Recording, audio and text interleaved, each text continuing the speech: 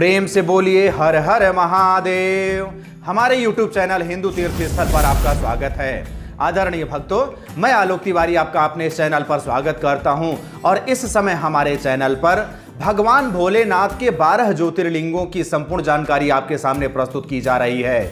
इसी श्रृंखला को आगे बढ़ाते हुए आज की इस वीडियो में हम आपके सामने 12 ज्योतिर्लिंगों में से द्वितीय ज्योतिर्लिंग अर्थात मल्लिकार्जुन ज्योतिर्लिंग के बारे में संपूर्ण जानकारी लेकर के प्रस्तुत हुए हैं। इस ज्योतिर्लिंग का उल्लेख शिव महापुराण के कोटि रुद्र संहिता में सूत जी महाराज द्वारा किया गया है। लेकिन इस वीडियो में आगे बढ़ने से पहले आपको एक बात बता देना चाहते हैं कि हमारा दूसरा चैनल भी है जिसका नाम है आलोक तिवारी एस्ट्रोलॉजर। उस चैनल का लिंक इस वीडियो के डिस्क्रिप्शन बॉक्स पर उपलब्ध है। आप उस चैनल पर जाकर के ज्योतिष एवं अध्यात्म की संपूर्ण जानकारी प्राप्त कर सकते हैं। आइए अब इस वीडियो को प्रारंभ करते हैं। कहां स्थित है मल्लिकार्जुन ज्योतिर्लिंग? भारत के आंध्र प्रदेश राज्य के दक्षिणी भाग में श्रीशैलम पर्वत पर कृष्णा नदी के तट पर स्थित ज्योतिर्लिंग है। आंध्र प्रदेश के इस दर्शनीय स्थल को दक्षिण के कैलाश के नाम से भी जाना जाता है और यह भगवान शिव के प्रमुख तीर्थ स्थलों में से एक माना जाता है। महात्म्य: शिव पुराण के अतिरिक्त भी अनेक धार्मिक ग्रंथों में मल्लिकार्जुन ज्योतिर्लिंग की महिमा का वर्णन किया गया है। महाभारत के अनुसार पर श्रीशैलम पर्वत पर भगवान शिव का पूजन करने से अश्वमेघ यज्ञ का फल प्राप्त होता है। कुछ ग्रंथों में तो यह भी वर्णित है कि श्री मल्लिकार्जुन ज्योतिर्लिंग के शिखर दर्शन मात्र से भक्तों के समस्त कष्ट दूर हो जाते हैं, उन्हें अनंत सुख की प्राप्ति होती है और आवागमन के चक्र से मुक्ति मिल जाती है। कैसे स्थापित हुए? श्रीशैलम पर्वत पर मल्लिकार्जुन ज्योतिर्लिंग आकर के कैसे स्थापित हो गए?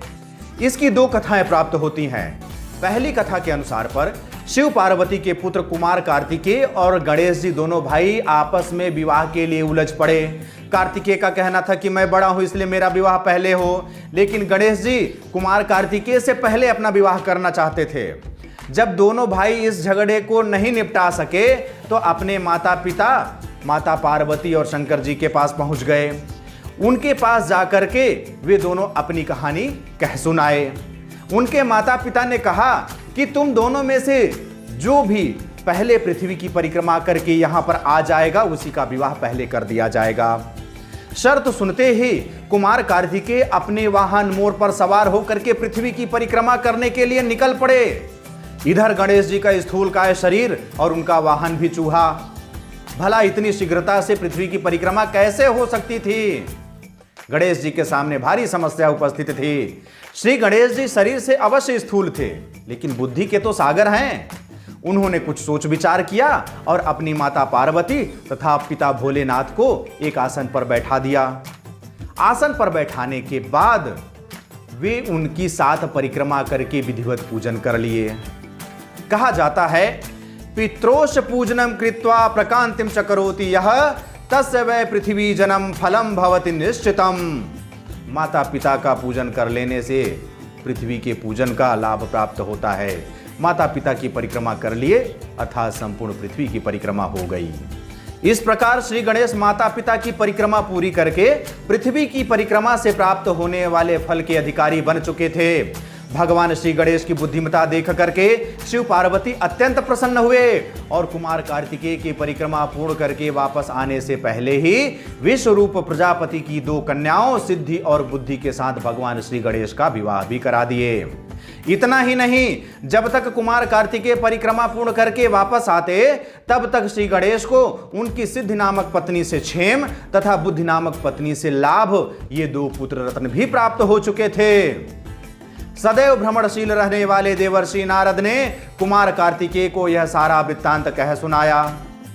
भगवान श्री गणेश के विवाह एवं पुत्र प्राप्ति की खबर सुनकर कुमार कार्तिकेय आग बबूला हो उठे।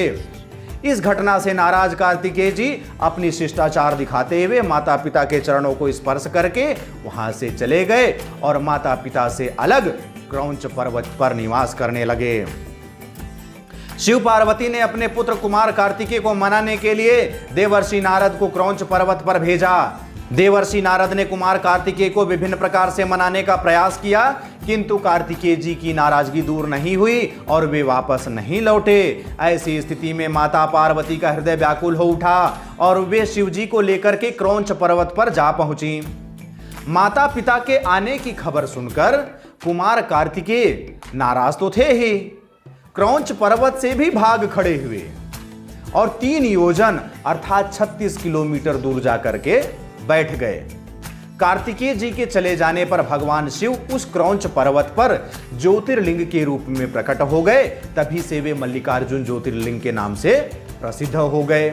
मल्लिका अर्थात माता पार्वती, अर्जुन भगवान शिव का ही एक नाम। इस तरह से मल्लिका और अर्जुन सम्मिलित रूप से मिलकर के मल्लिकार्जुन ज्योतिर्लिंग के नाम से जगत में विख्यात हो गए। दूसरी कथा के अनुसार पर प्राचीन समय में क्रौंच पर्वत के समीप में ही चंद्रगुप्त नामक किसी राजा की राजधानी हुआ करती थी। एक बार की बात है जब राजा की कन्या किसी विशेष विपत्ति में फंस गई और उस विपत्ति से बचने के लिए वह राजकन्या अपने पिता के राजमहल को छोड़ करके भाग गई और पर्वतराज क्रौंच की शरण में जा पहुंची। वह राजकन्या क्रौंच पर्वत पर ग्वालों के साथ रहते हुए कंदमूल खाती थी और दूध पीती थी। इस तरह से अपना जीवन निर्वाह करने लगी। उस कन्या के पास एक श्यामा गाय थी, काले रंग की गाय थी, जिसकी सेवा वह राजकन्या स्वयं ही करती थी। कुछ समय बीत जाने के बाद उस गौ माता के साथ एक विचित्र घटना घटित होने लगी।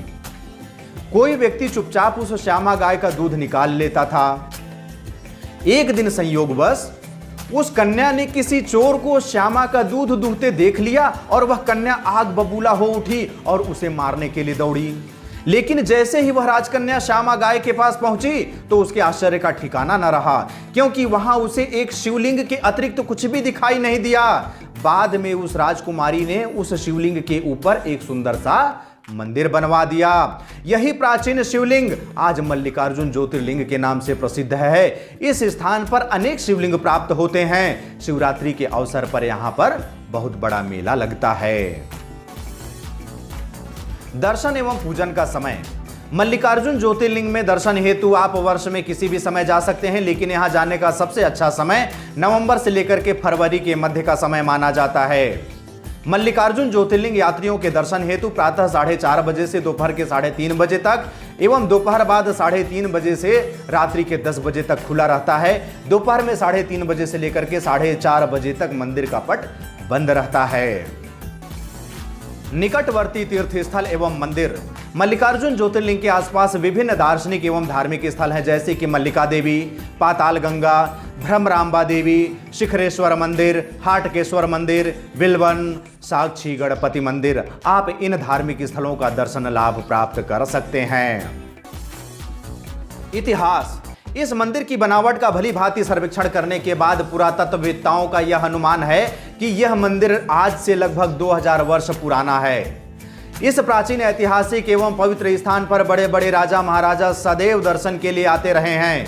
500 वर्ष पूर्व श्री विजयनगर के महाराज श्री कृष्ण राय यहाँ पधारे थे और स्वर्ण शिखर सहित एक सुंदर मंडप बनवा गए थे।